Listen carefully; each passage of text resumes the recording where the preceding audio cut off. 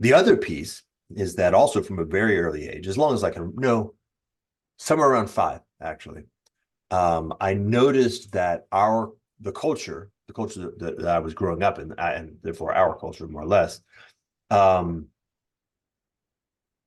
was corrupt in a way that seemed to be fatal.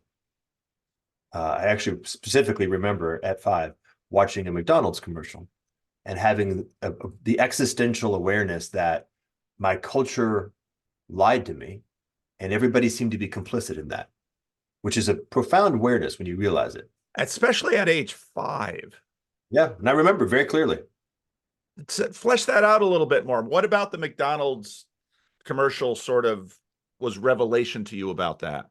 Um, there was a presentation. It's hard in the current mind, but wind it Right. back like a child's experience. That the commercial conveys both a quality of food experience and the human engagement with that food experience. In other words, happy, shiny, happy people everywhere. That when I actually finally got a Happy Meal, I discovered was not in accordance to the reality, meaning that the food was not anything like it was presented as, that the people who were involved in that experience at McDonald's and the people who served it did not convey shiny happiness in any meaningful fashion, but the adults around me were complicit in that lie.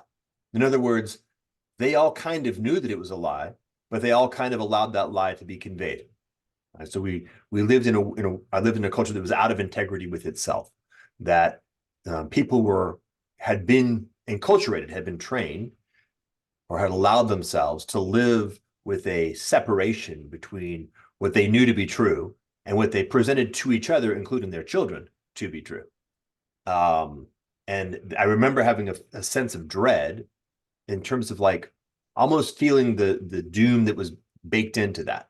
Like when Mm. culture is out of integrity, it's doomed. And I can remember feeling it very clearly. And so from that point forward, as I grew up, I noticed a recurring cycle of what can be done about this.